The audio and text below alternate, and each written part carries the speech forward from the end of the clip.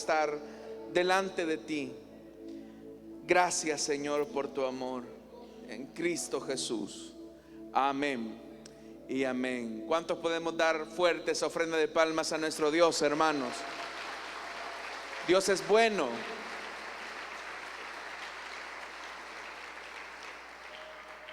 Les invito, hermanos, a ponerse en pie. Vamos a orar para que el Señor nos entregue su palabra. Solamente leerles un pequeño testimonio. Es un hermano que nos quiere contar su experiencia de lo que pasó el viernes. Ustedes saben que el viernes de la semana pasada estuvimos orando por el bautismo en el Espíritu Santo. El hermano llegó con su esposa y sus hijas, su niño, como de costumbre, a llevarlo a la iglesia infantil, lo que ustedes hacen cuando vienen con sus niños. Pero la hermana coordinadora le dijo que no podían recibir niños porque no habían servidoras, es decir, no habían llegado las servidoras aún. Entonces, pues el hermano lo que hizo fue traer a sus niños al culto, pero su niña de 11 años, oramos por ella para que recibiera el bautismo en el Espíritu Santo y lo recibió, hermano. Amén, hermanos. Dios no miente. Entonces, ya este fin de semana o el que viene, creo, se va a bautizar en agua. Cuando yo leí esto, hermanos, y eso fue también el domingo, porque la hermana me lo contó, la hermana coordinadora de la iglesia infantil me contó. En realidad yo me acordaba de la experiencia que vivimos los niños de lo que en ese entonces fue la escuela bíblica, en mi caso allá en San Salvador, porque era bastante común que en las clases de la escuela bíblica los maestros de escuela bíblica nos metían, hermanos, en una profunda adoración con Dios, en una presencia de Dios. Y yo, hermanos, escuché a varios niños, compañeritos míos de escuela bíblica, a quienes el Señor los bendijo y les permitió la bendición de hablar en nuevas lenguas. Que todo esto esté pasando en medio de nuestros niños, nuestros jóvenes, y así hubo varios hermanos, varias jóvenes, niños, hermanos, hermanas que recibieron esa bendición el viernes. Eso nos dice que por la misericordia de Dios el Señor todavía se mueve en medio nuestro, hermano. Así que damos gloria al Señor por lo que Él hace. Amén. Quiero decirles que dentro de poco, hermanos, tenemos dos actividades espirituales importantes. Una mañana de búsqueda en oración acá en la casa del Señor a las 6 de la mañana, dentro de muy poco. ¿Cuántos van a venir a esa reunión de oración? A las 6 de la mañana va a ser un sábado. Yo les voy a dar la fecha. Va a ser sábado a las 6 de la mañana y vamos a comenzar a orar, hermanos. Y también ya está próxima nuestra vigilia. ¿Cuántos se alegran por eso? Así que ya vienen estas actividades. Hay que hacer el esfuerzo siempre de estar acá en la casa del Señor. Vamos a orar, hermanos, para que Dios nos entregue su palabra. Oremos. Padre que estás en los cielos, Señor amado, esta noche nos presentamos delante de ti y queremos darte las gracias porque tú te mueves, Señor, en medio de tu pueblo, fortaleciendo, animando, sanando, bautizando con poder de lo alto. Y por eso, Señor, tu pueblo te agradece, porque tú cumples tu palabra. En ese mismo reconocimiento queremos pedirte que nos hables. Nada de lo que hacemos, Señor, es por nuestra propia fuerza, sino porque tú eres bueno, Señor. Es que ahora pedimos que tu palabra nos nutra, nos inspire, nos motive. Quita toda distracción, aparta todo obstáculo, Señor. En el nombre de Jesús, háblanos, Señor, y añade a tu iglesia los que has predestinado para salvación y vida eterna, de los que están en este lugar como de los que a través de la radio o a través del internet van a escuchar esta transmisión. Todo lo pedimos en el nombre de Jesús. Amén y amén. Vamos a abrir la Biblia, hermanos, lo vamos a hacer en el libro de Apocalipsis, capítulo 18. Y vamos a leer a partir del versículo 1. Este día nos corresponde iniciar el estudio de este nuevo capítulo. Apocalipsis 18, versículo 1. La palabra de Dios nos dice: después de esto, vi a otro ángel que bajaba del cielo. Tenía mucho poder y la tierra se iluminó con su resplandor. Gritó a gran voz: ¡ha caído! ¡Ha caído! La gran Babilonia se ha convertido en morada de demonios y en guarida de todo espíritu maligno, en nido de toda ave impura y detestable. Porque todas las naciones han bebido el excitante vino de su adulterio. Los reyes de la tierra cometieron adulterio con ella, y los comerciantes de la tierra se enriquecieron a costa de lo que ella despilfarraba en sus lujos. Luego oí otra voz del cielo que decía: salgan de ella, pueblo mío, para que no sean cómplices de sus pecados, ni los alcance ninguna de sus plagas, pues sus pecados se han amontonado hasta el cielo, y de sus injusticias se ha acordado Dios. Páguenle con la misma moneda, denle el doble de lo que ha cometido, y en la misma copa en que ella preparó bebida, mézclenle una doble porción. En la medida en que ella se entregó a la vanagloria y al arrogante lujo, denle tormento y aflicción, porque en su corazón se jacta: estoy sentada como reina, no soy viuda, ni sufriré jamás. Por eso, en un solo día le sobrevendrán sus plagas, pestilencias, aflicción y hambre.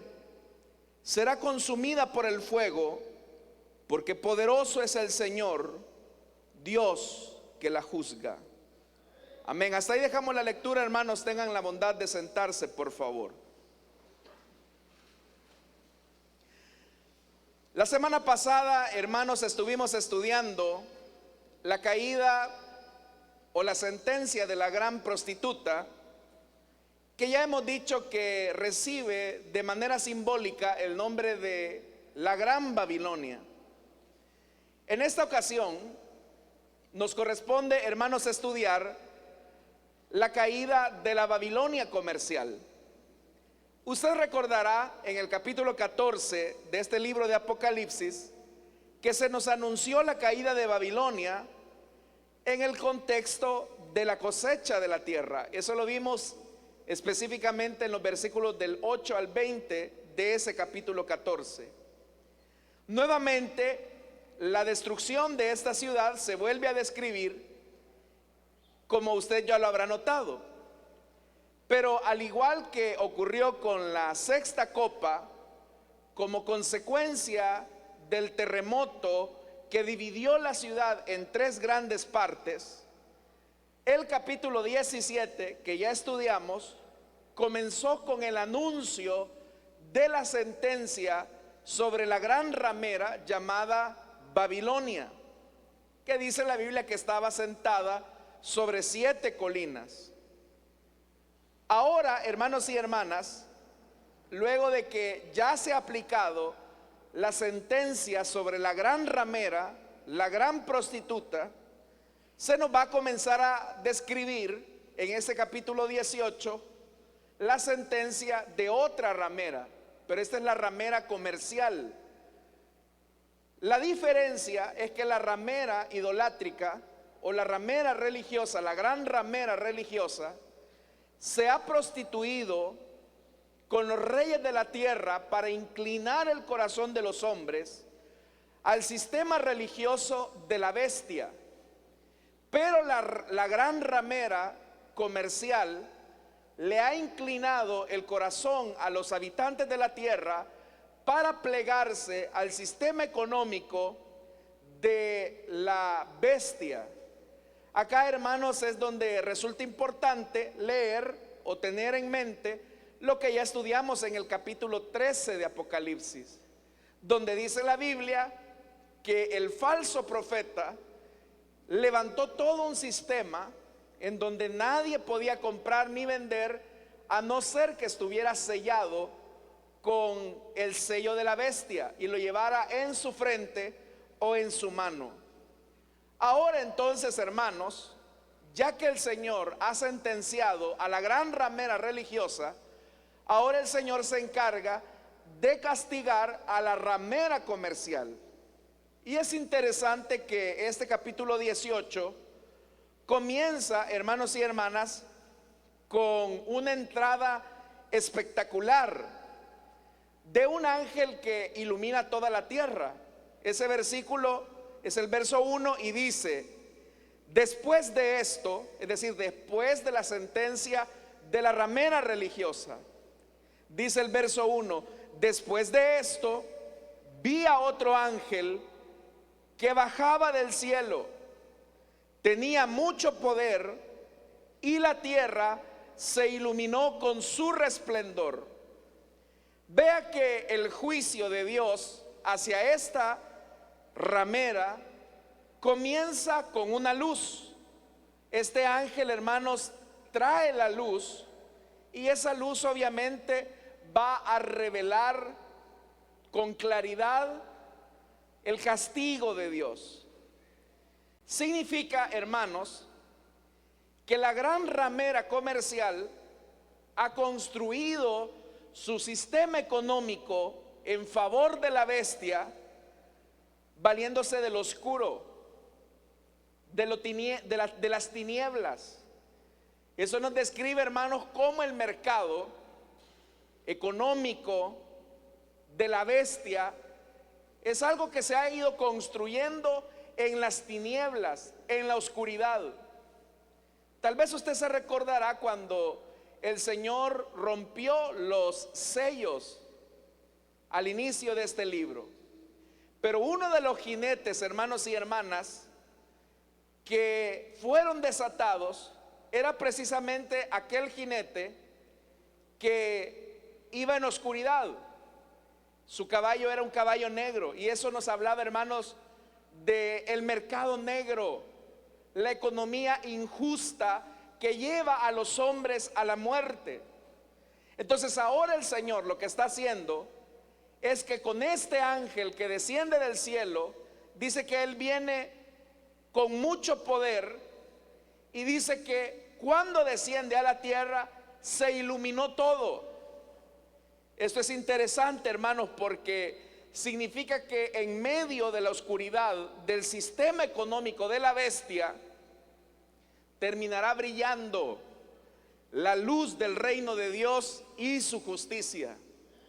Todos aquellos negocios negros, ocultos, que han llevado a la muerte a los hombres, todos aquellos sistemas económicos de mercado que han ahogado a los hombres a la miseria y a la pobreza, van a salir a la luz.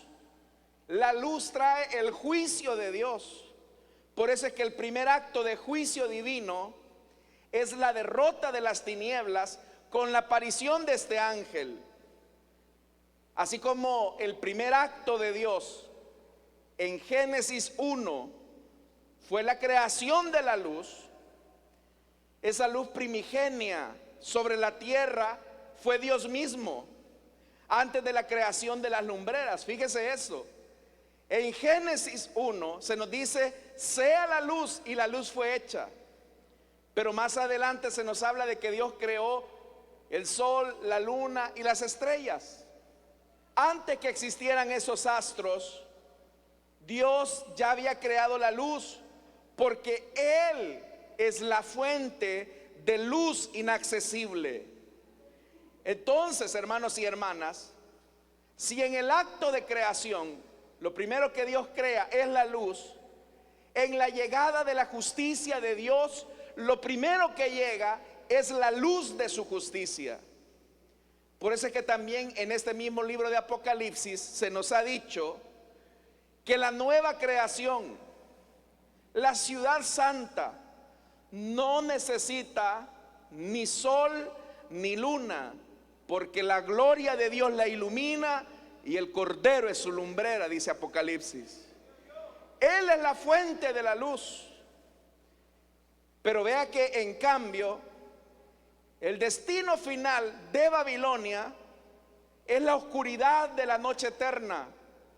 Si usted lee, por ejemplo, el versículo 23 de este capítulo 18, vea lo que dice el versículo 23 de este capítulo 18. Mantenga su Biblia abierta. Luz de lámpara, dice, no alumbrará más en ti.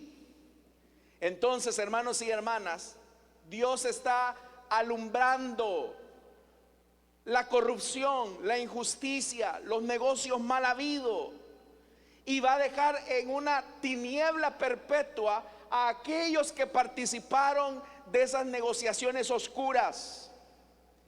Dice algo más, hermanos y hermanas, y es que este ángel venía, como dice este capítulo 18, con una iluminación y un resplandor que iluminó toda la tierra. Ese ángel tenía mucho poder y mucha luz.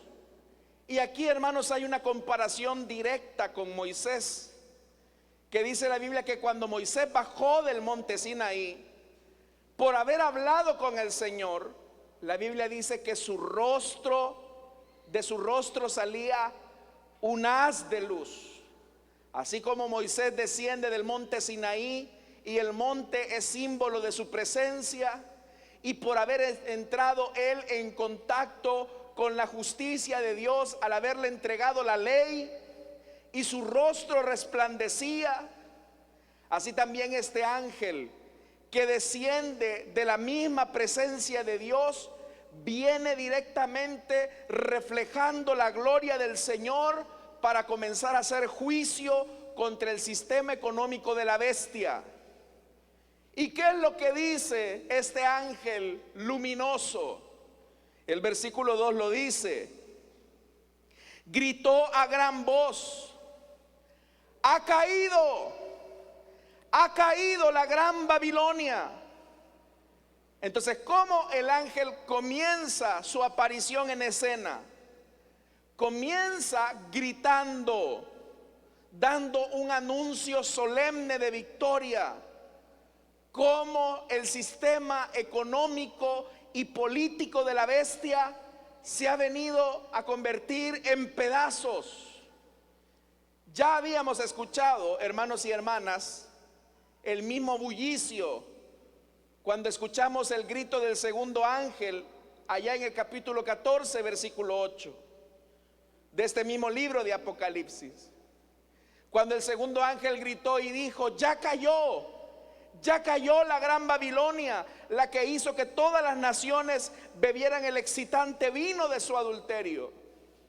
Hoy nuevamente este ángel está gritando: ha caído la gran Babilonia. Entonces estos ángeles están anunciando públicamente, como si fuera una nota luctuosa, la muerte del sistema de la bestia. Uno, hermanos y hermanas, al ver los grandes sistemas económicos de las naciones que han oprimido por mucho tiempo a los habitantes de la tierra, uno puede decir: miren, la verdad es que el capitalismo nunca se va a quebrar, o el socialismo jamás va a terminar, o el comunismo. Cualquier expresión económica que oprime a los hombres en esta tierra tendrá su anuncio luctuoso cuando la luz del Señor diga: hasta aquí. Todo sistema económico, aun cuando entre comillas trate la manera de promover la libertad de los hombres, se convierte, hermanos y hermanas, en un sistema opresivo. Y por eso es que el Señor envía su juicio contra cualquier mercado económico que lo único que hace es hundir a los hombres en la miseria. Por eso, hermanos y hermanas, Vea lo que dice el versículo 2 en la segunda parte. Se ha convertido en morada de demonios y en guardia de todo espíritu maligno, en nido de toda ave impura y detestable. La imagen, hermanos, de morada de demonios está describiendo la presencia de muerte, pero es una presencia muy fuerte. El fin de Satanás es matar, hurtar y destruir.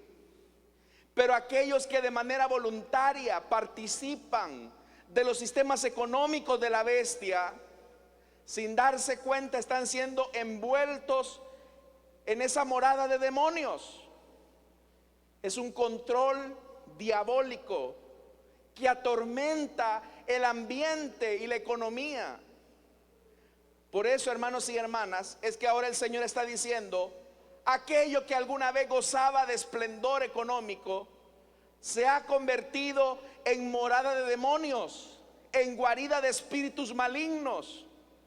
Porque detrás de esos sistemas económicos, lo que hay, hermanos, es una fuerza diabólica que conduce a los hombres a la muerte. Trate usted la manera de explicar cómo es posible que la mitad del planeta se va a morir de obesidad y la otra mitad se va a morir de hambre. ¿Cómo se explica que en un mismo país tan pequeño como el nuestro hay grandes residencias que pueden costar millones de dólares y a la vuelta de la esquina hay comunidades marginales viviendo en un nivel infrahumano? Esas condiciones tan desiguales son las que han conducido a que este sistema económico genere una guarida de demonios y, como dice aquí la Biblia, morada de todo espíritu maligno. Vea esto, es un control diabólico de la economía, que también ahí dice, hermanos, que la presencia de aves impuras, dice que se ha convertido en nido de toda ave impura y detestable. La presencia de aves impuras y detestables describe a las aves de carroña, que están listas para devorar las carnes de las víctimas. Por eso, hermanos y hermanas, más adelante, estas personas que se han amalgamado al sistema económico de la bestia, los reyes, los generales, la gente de todo país, terminará pagando la consecuencia de su egoísmo. Más adelante, en el capítulo 19, versículo 17 y 18 de este mismo libro, vea lo que dice: vi a un ángel que, parado sobre el sol, gritaba a todas las aves que vuelan en medio del cielo: vengan, reúnanse para la gran cena de Dios, para que coman carne de reyes, de jefes militares y de magnates, carne de caballos y de sus jinetes, carne de toda clase de gente, libres y esclavos, grandes y pequeños. Las aves de carroña llegan ahí donde los cuerpos se están descomponiendo. Hermanos y hermanas, los actuales sistemas económicos que se han plegado a la bestia literalmente han generado la muerte de muchas personas. Pero aquellos que promueven la muerte de otros individuos terminarán también ellos convirtiéndose en la guarnición de las aves impuras y malignas que han de comer sus carnes. Usted sabe que alrededor del petróleo, por ejemplo, se ha levantado todo un negocio de muerte para el planeta.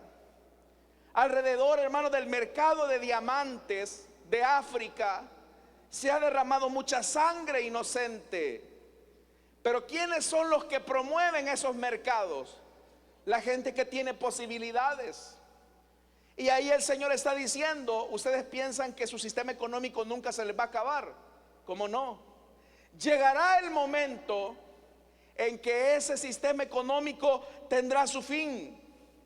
Por eso, hermanos y hermanas, para concluir el oráculo de denuncia, esta profecía de denuncia del ángel, ese ángel poderoso plantea 3 razones por las cuales el Señor va a destruir a Babilonia. Número 1, se encuentra en el versículo 3. ¿Por qué Dios va a convertir? Le va a dar un poco de lo que ellos mismos han sembrado. Verso 3. Porque todas las naciones han bebido el excitante vino de su adulterio. Uno pensaría que solamente el mercado del petróleo, el mercado de los diamantes o del oro han derramado tanta sangre. Pero este versículo 3 dice: todas las naciones han bebido el excitante vino de su adulterio. Vea que aquí Juan combina en una sola frase 2 metáforas que son las más fuertes para el pecado. Número 1, el de la embriaguez, y número 2, el del adulterio o fornicación. ¿Cómo todas las naciones han bebido ese excitante vino? El acaparamiento, por ejemplo. Acá, hermanos y hermanas, para tratar la manera de mantener los precios en el mercado, se producen actividades anticompetitivas como el acaparamiento. Y eso hace que los precios se disparen o se mantengan en un nivel, hermanos, inaccesible para la gente que no puede acceder a granos básicos, por ejemplo. Y esa práctica corrupta, esa práctica que a la gente o al comerciante le hacen creer y decir, bueno, es que si acaparo, en un momento de crisis voy a tener más dinero, es porque se ha dejado excitar por el vino del adulterio de la bestia. Entonces, hermanos, la bestia le ofrece al mundo muchas posibilidades económicas a cambio de la prostitución de los hombres. Satanás les hace creer que el sistema económico es el nuevo Dios. El consumismo de todas las naciones se plega al excitante vino de adulterio de la bestia. Cuando leímos, hermanos y hermanas, el capítulo 13 de Apocalipsis, ya lo estudiamos. La Biblia dice que el falso profeta logró que grandes y pequeños, ricos y pobres, libres y esclavos, se pusieran una marca en la mano derecha o en la frente, de modo que nadie pudiera comprar ni vender a menos que llevara esa marca. El que no llevaba esa marca no podía ingresar al mercado de la bestia. Por esta razón es que este ángel luminoso viene diciendo: se acabó. Es Dios quebrando ese mercado económico del anticristo. La segunda razón de la destrucción de Babilonia, dice la parte siguiente: los reyes de la tierra cometieron adulterio con ella. Los reyes han utilizado su posición para entregar a sus gobernados al dominio de la bestia, con tal de obtener lo prometido de la bestia. Esto ya tiene un nombre y es muy, hermanos y hermanas, es muy conocido por nosotros. Eso se llama corrupción. Cuando los gobernantes de la tierra, por lucrarse económicamente, permiten acciones fraudulentas de corrupción. Aquí dice el versículo 3, han cometido adulterio con ella. ¿Sabe, hermanos y hermanas? La corrupción de nuestros países latinoamericanos ha impedido que la gente tenga una vida digna. Ha impedido que la gente tenga acceso a la salud. Ha impedido que la gente tenga acceso a la educación, a empleos dignos, a un desarrollo sostenible. Pero los reyes de la tierra se han dejado excitar por el adulterio de la gran ramera babilónica, la comercial, que les hace creer nadie se va a dar cuenta, son gastos reservados, no hay auditoría que logre descubrir esto que estás haciendo. Y acá, hermanos y hermanas, se explica la tercera razón por la cual Dios va a destruir el sistema económico de la bestia. Verso 3. Y los comerciantes de la tierra se enriquecieron a costa, oiga, de lo que ella despilfarraba en sus lujos. Lo que ella despilfarraba eran lujos. ¿Y qué es un lujo? Es una expresión de un consumo desmedido. Acá es donde surge la pregunta para nosotros, hermano, ¿qué tiene de pecado enriquecerse? ¿Habrá algo de pecaminoso en enriquecerse, en salir adelante, en prosperar? ¿Hay algo de malo en eso? ¿Qué piensan ustedes, hermanos? ¿Habrá algo de malo en enriquecerse, en tener dinero? Veamos qué es lo que nos dice la Biblia. Si la riqueza que obtenemos nos lleva a despilfarrar el dinero en lujos, es ahí donde nuestra riqueza se vuelve en pecado y en ofensa en contra de Dios. Entonces, ¿para qué Dios entrega la riqueza? Porque Dios a más de alguno de ustedes los puede bendecir. Bueno, yo quisiera que Dios a todos ustedes los bendijera, los enriqueciera. Es la voluntad de Dios que así como prospera tu alma, prospere tu economía, tu salud, tu familia, todo. Pero hablando en el tema económico, ¿por qué para algunos la riqueza se ha vuelto en una situación y en una condena de pecado? Por lo que dice ese versículo 3, los comerciantes de la tierra se enriquecieron. ¿A costa de qué? A costa del consumo de la gente, a costa de la corrupción. ¿Para qué? Para despilfarrar su riqueza en lujos. El lujo, los lujos nos pueden llevar a nosotros, hermanos, a una dureza de corazón y a una despersonalización hacia los hombres.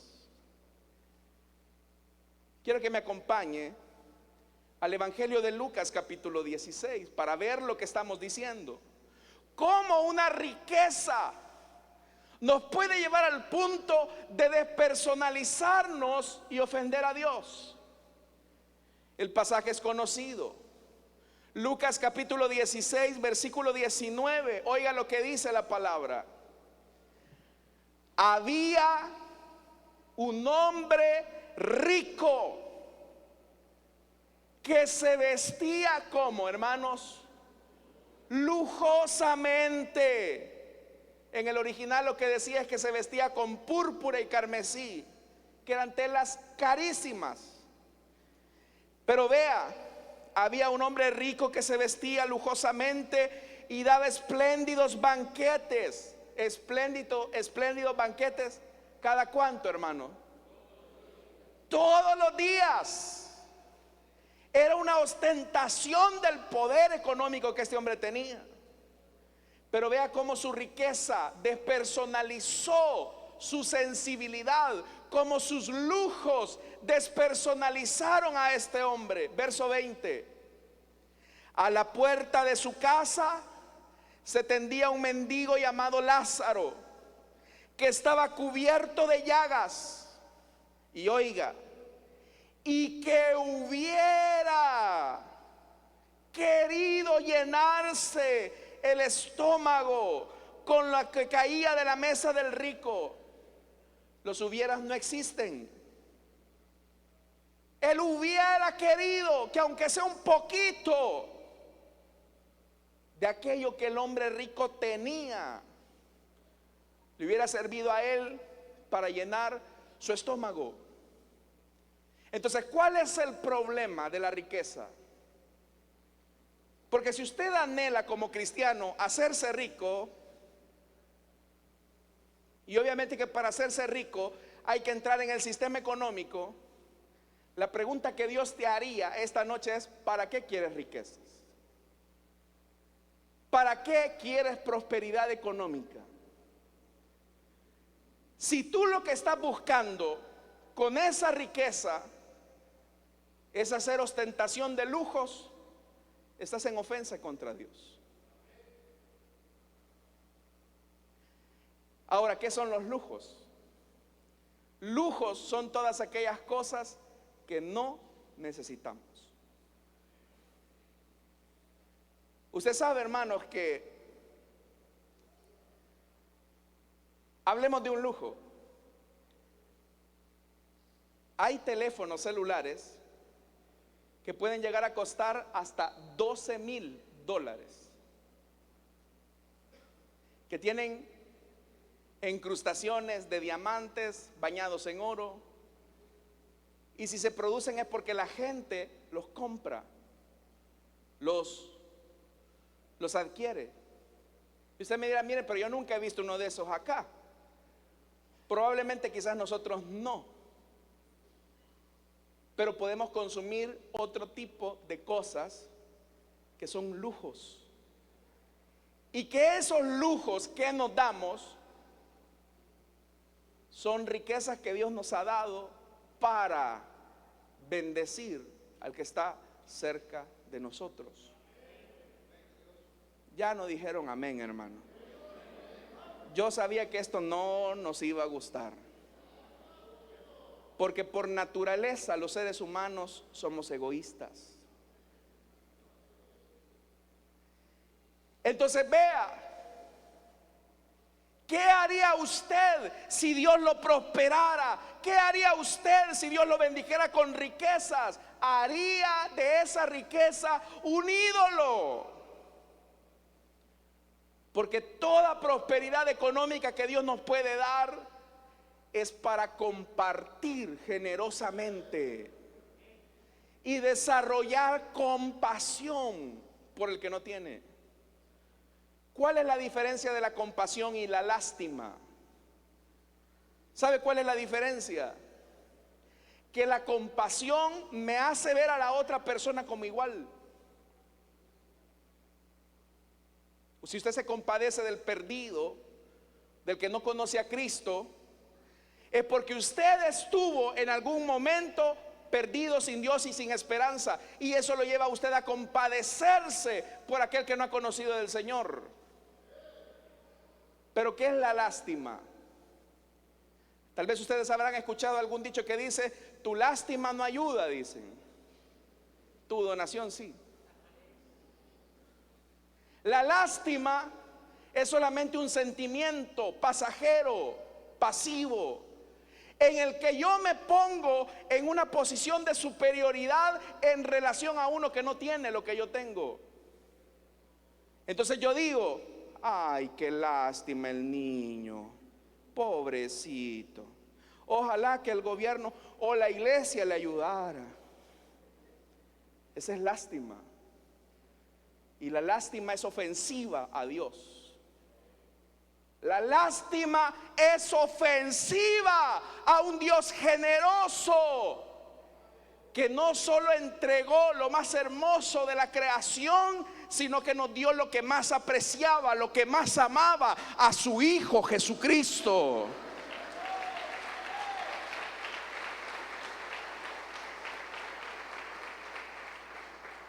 La compasión cristiana es aquella a la que me invita a hacer algo. Haga algo. Si usted quiere que Dios lo prospere en su negocio, ¿qué está haciendo por cambiarle la vida a alguien? Si a veces, hermanos, en cosas tan sencillas como invitarlos a que se sumen al proyecto del CDI, donde atendemos a niños que no son de nuestra iglesia, cuesta. Pero muchos de ustedes sí son capaces de pagar planes de celulares de $40 para arriba. Muchos de ustedes, hermanos y hermanas, saben el valor que ese proyecto del CDI tiene para nuestros niños. Es tan especial. Ustedes no lo saben, pero ese proyecto ha bendecido tantas familias. Y mejor ni les pregunto cuántos son socios de ese proyecto, porque hay unos que cuando tocamos este tema del dinero son tan celosos con Magmón. Si les hablan de oración, de cualquier otra cosa, amén, pero Magmón, ese es mi ídolo, no me lo toque. Pues déjeme decirle que la regó, porque esta es la palabra de Dios para esta noche, que Dios va a destruir el sistema económico de la bestia.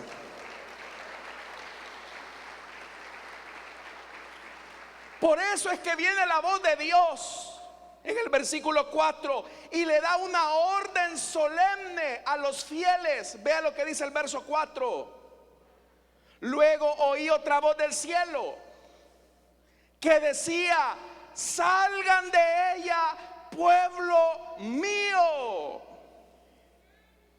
El llamado a salir ha marcado la aventura de fe desde que Dios le dijo a Abraham: deja tu tierra y vete a la tierra que te mostraré. O cuando Dios le dijo a Lot que saliera de Sodoma. Hoy en el libro de Apocalipsis nuevamente el Señor nos dice: salgan de ella, pueblo mío. ¿Quién dice esta orden? ¿Quién da esta orden? Si se fija, aquí no se dice de dónde viene esa orden. Es una voz misteriosa, pero no hay dónde perdernos. Esa es la voz de Dios. Es la voz de Dios que le está diciendo a su pueblo: salgan del modelo de la bestia. Ese modelo que les hace creer que el dinero y el lujo les van a otorgar la plenitud y la libertad de su vida. Hacer de cada triunfo económico un ídolo que nos aleja de Dios y del prójimo es estar en medio de Babilonia. ¿Cuánta gente no hay, hermanos, que cuando Dios los bendice se vuelven mezquinos, tacaños, avaros, codiciosos, corruptos? Nos alejamos de Dios cuando nuestra esperanza la colocamos en las riquezas y en los bienes materiales. Cuando nuestras riquezas nos colocan en un punto de insensibilidad hacia las personas, como el rico de la historia que Jesús contó. ¿Cuántos de nosotros, hermanos y hermanas, no hemos dicho: es que este está así de acabado porque no estudió, yo sí me esforcé? ¿No será acaso que Dios te bendijo para que le ayudes a este? No dicen amén, hermanos. Oiga, acompáñame al Evangelio de Lucas capítulo 12. Evangelio de Lucas capítulo 12. ¿Están acá, hermanos? Lucas capítulo 12, versículo 15. Oiga, Lucas capítulo 12, versículo 15 dice: absténganse de toda avaricia. La vida de una persona no depende de la abundancia de sus bienes. Entonces les contó esta parábola: el terreno de un hombre rico le produjo buena cosecha. Así que se puso a pensar: ¿qué voy a hacer? Está hablando en primera persona. No tengo donde almacenar mi cosecha. ¿Quién le había dado esa abundante cosecha, hermanos? ¿Quién le había enviado la lluvia, la fertilidad de la tierra para tener esa abundante cosecha? ¿Quién se la había dado? Usted lo ha dicho. Oiga, verso 18: por fin dijo: ya sé lo que voy a hacer. Derribaré mis graneros, construiré otros más grandes, donde pueda almacenar todo mi grano y mis bienes. Y diré, alma mía, no dice bendice al Señor. No dice alma mía, bendice al Señor, no dice eso. Y no olvides de ninguno de sus beneficios, no dice eso. Dice, alma mía, ya tienes bastantes cosas buenas guardadas para muchos años. Descansa, come, bebe y goza de la vida. Pero Dios, que le había dado la riqueza, le dijo, ¿cómo le dijo? Necio. Es una necedad que no entiendas que todas las bendiciones que te he dado es para que bendigas al otro. Necio, esta misma noche te van a reclamar la vida. ¿Y quién se quedará con lo que has acumulado? Y oiga lo que dice el verso 21, hermano. Así le sucede al que acumula riquezas. ¿Para quién? Para sí mismos, en vez de ser rico delante de Dios. Yo no le estoy diciendo que no ahorre, yo no le estoy diciendo que no sea precavido, pero si hoy se muere y todo lo que tiene guardado, ¿de quién va a ser? Cuando guardamos en exceso, lo que estamos demostrando es que nuestra confianza está en el dinero y no en el Dios que nos provee cada día. Yo no le estoy diciendo que sea desorganizado, yo no le estoy diciendo que no sea previsor, debe de serlo, pero su confianza no debe de estar, hermanos, en las riquezas de este mundo. El pasaje, volviendo otra vez a Apocalipsis 18, el pasaje destaca dos consecuencias de quedarse dentro de Babilonia. Dice el verso 4: para que no sean cómplices de sus pecados. La palabra que ahí se traduce por complicidad viene de una palabra griega que usted conoce y es koinonía. ¿Y qué es la koinonía? Es el que convive. La complicidad, hermanos, habla de una comunión con el dinero que es opuesta a los valores de Dios. Cuando Jesús dice así le sucede al que acumula riquezas para sí mismo, es aquel que convive con la riqueza en vez de ser rico delante de Dios. Cuando nosotros, hermanos, les pregunto, hermanos, en la manera en cómo administramos el dinero, ¿en qué nos distinguimos del inconverso? En la manera en que usted como empresario o profesional o como comerciante administra su riqueza, su recurso, ¿en qué se diferencia del que no conoce de Dios?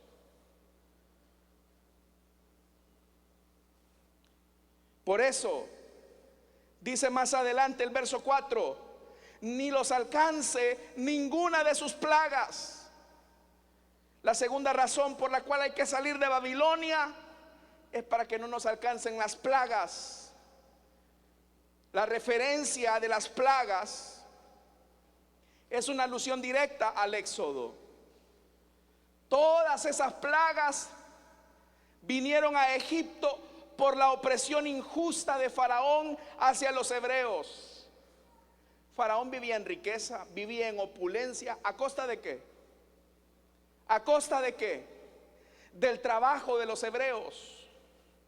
Los egipcios, hermanos y hermanas, fueron crueles en su trato con los hebreos, y como consecuencia de su crueldad les cayeron las plagas de Egipto a todos los egipcios. Dios lo que nos está diciendo es: si tus valores económicos son iguales o peores a los de la bestia y su sistema, te van a caer plagas. Dios te va a llenar de plagas. ¿Sabe que hay cristianos, empresarios, hermanos y hermanas, que no pagan el seguro a sus empleados? ¿Sabe usted que aquí hay cristianas, no aquí en esta iglesia, en otra, que a sus empleadas domésticas las hacen comer ahí en el patio, porque ellas no pueden comer ahí donde están los niños. Y el plato de comida es de segunda, y su trato es déspota.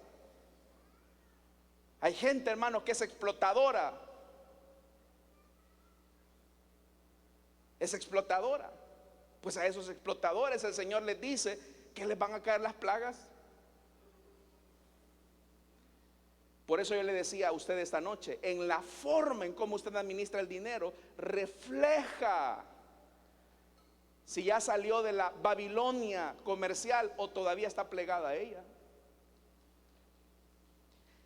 Les voy a preguntar algo aquí a todos.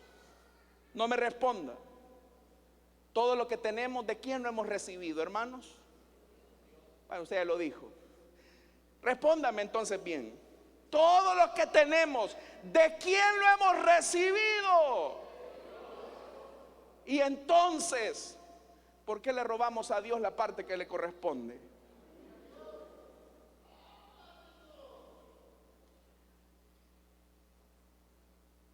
Están callados, hermanos. Verso 5. Pues sus pecados se han amontonado hasta el cielo, y de sus injusticias se ha acordado Dios. Tal y como en Éxodo, que Dios se acordó del dolor de su pueblo. Estas dos frases advierten que el juicio viene para el sistema económico. Y aquí dice, hermanos y hermanas, sus pecados se han amontonado como una montaña que va subiendo y va subiendo de injusticia, y que llega a Dios. Cuando Dios se acuerda, no es que a Dios se le olvida, es una expresión literaria que significa dos cosas. Cuando Dios se acuerda, es una expresión literaria que significa dos cosas. Número uno, que Dios va a actuar en beneficio del cumplimiento del pacto con una persona piadosa, de bendecir a una persona. Este ha sido bondadoso, este no ha sido tacaño, ni mezquino, ni avaro, ha hecho buenas obras.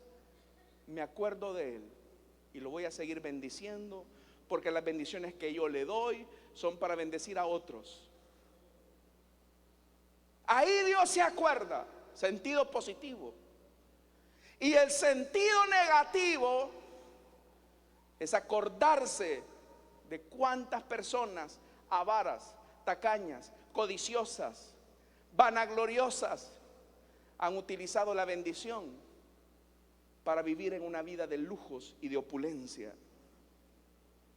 Por eso dice el verso 6: páguenle con la misma moneda, denle el doble de lo que ha cometido, y en la misma copa en que ella preparó bebida, mezcladle una doble porción. Vaya, lo que sembraste, Dios te lo va a dar el doble. Ve algo más, verso 7: en la medida en que ella se entregó a la vanagloria y al arrogante lujo, denle tormento y aflicción, porque en su corazón se jacta: estoy sentada como reina, no soy viuda ni sufriré jamás.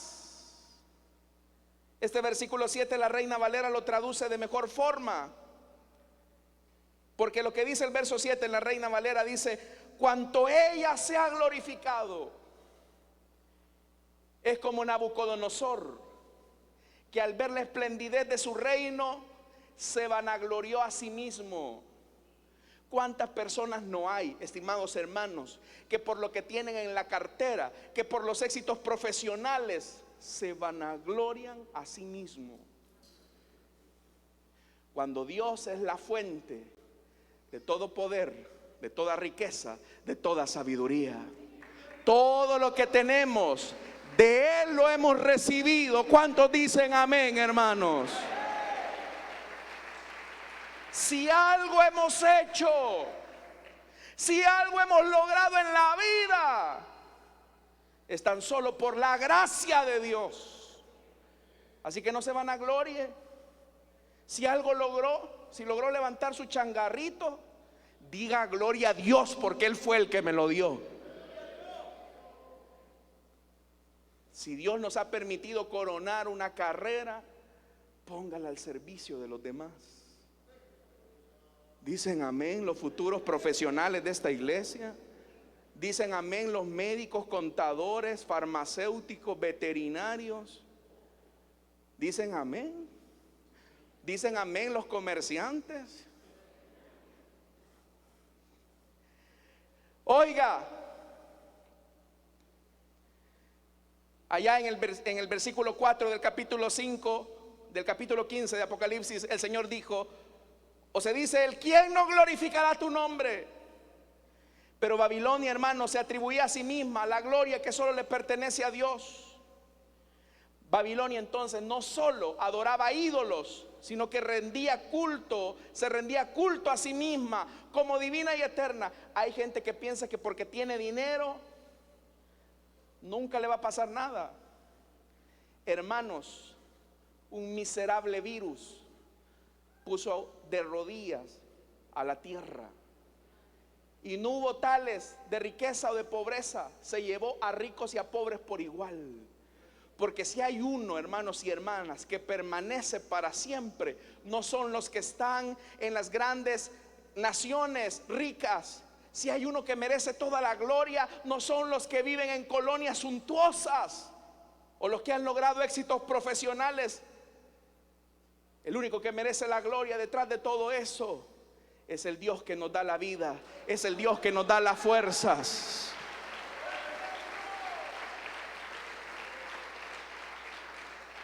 Ahora, el tiempo me va avanzando, pero quiero que lea, hermanos, lo que dice el verso 7. Oiga, en la medida en que ella se entregó a la vanagloria y al arrogante lujo, denle tormento y aflicción. Ahora acompáñame a Lucas capítulo 16, con lo que vamos a ir terminando. Oiga lo que el Señor dice: en la medida en que ella se entregó a la vanagloria y al arrogante lujo, denle tormento y aflicción. Vea lo que dice Lucas 16, versículo 24. Este es el rico, el que pensó que toda la vida iba a vivir en lujos, en opulencia. Oiga lo que le dice el rico: Padre Abraham, ten compasión de mí y manda a Lázaro que moje la punta del dedo en agua y me refresque la lengua, porque estoy sufriendo mucho en este fuego. ¿Qué le dijo Abraham? Pero Abraham le contestó: hijo, recuerda que durante tu vida te fue muy bien, mientras que a Lázaro le fue muy mal. Pero ahora a él le toca recibir consuelo aquí y a ti sufrir terriblemente. Tú gastaste tu riqueza, tu dinero en ti mismo, sin compasión. Ahora lo que tú sembraste se te está devolviendo en la misma medida en que te vanagloriaste, en que te volviste arrogante, en que te volviste en una persona que le gustaba hacer sentir a los demás de menos. Y ahora, hermanos, ese versículo 7 de Apocalipsis: denle tormento y aflicción. Por eso, hermanos y hermanas, dice más el verso 8, ya vamos terminando. Repentinamente el Señor está cambiando el estado de aquellos que se prostituyeron con la bestia por medio de la Babilonia comercial. Y vea lo que dice el verso 8: por eso en un solo día le sobrevendrá sus plagas, pestilencia, aflicción y hambre. Las plagas son la consecuencia de cómo se utilizó el poder y la riqueza. La pestilencia, ¿qué es? La enfermedad.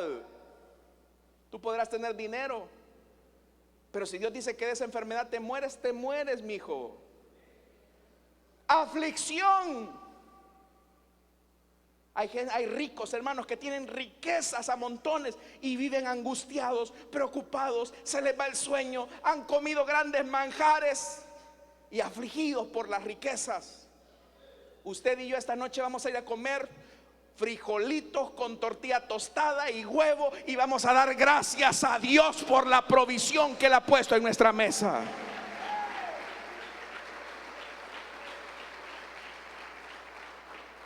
Pero dice el verso 8, hambre, van a perderlo todo. ¿Y por qué? Dice el verso 8, será consumida por el fuego, porque poderoso es el Señor Dios que la juzga. Quiero que me acompañe rápidamente. Santiago capítulo 5.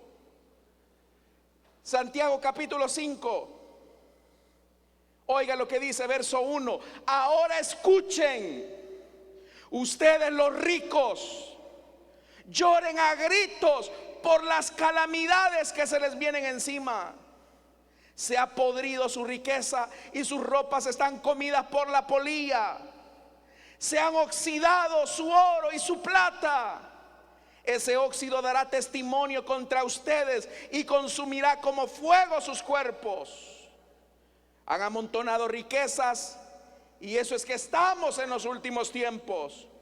Oigan cómo clama contra ustedes el salario no pagado a los obreros que les trabajaron sus campos. El clamor de esos trabajadores ha llegado a oídos del Señor Todopoderoso.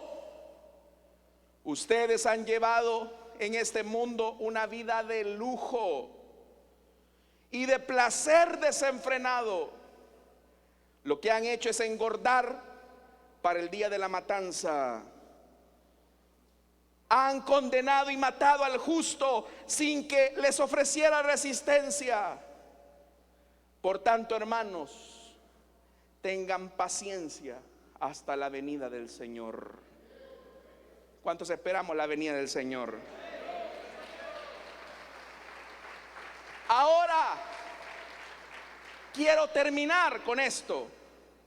Vámonos a Primera de Timoteo capítulo 6 verso 17. Y esto es para los que quieren riqueza, los cristianos que quieren riqueza.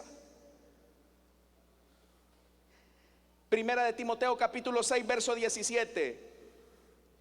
A los ricos de este mundo mándales que no sean arrogantes, ni pongan su esperanza en las riquezas que son tan inseguras, sino en Dios, que nos provee de todo en abundancia para que lo disfrutemos.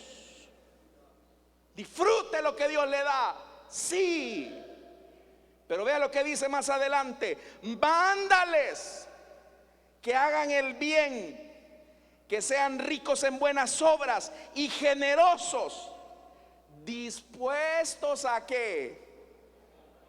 No, dígalo, dispuestos a qué. A compartir lo que tienen. De este modo atesorarán para sí un seguro caudal para el futuro y obtendrán la vida eterna. ¿Cuántos tenemos riquezas allá, hermano? La Biblia dice: el que le da al pobre se queda más pobre. El que le da al pobre, al Señor le presta. Y el Señor es buena paga, hermanos y hermanas. Amén.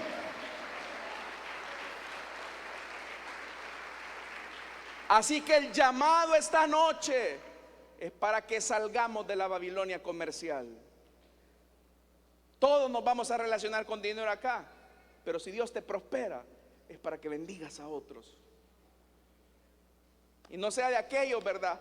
Cuando Dios me bendiga, entonces yo voy a comenzar a compartir. ¿Qué es? Usted es un mentiroso. no es cierto. ¿Se acuerda de aquella viuda que dio todo lo que tenía? Que Dios nos ayude, hermanos. Esta es la palabra del Señor para esta noche. Amén. Vamos a orar, vamos a cerrar nuestros ojos.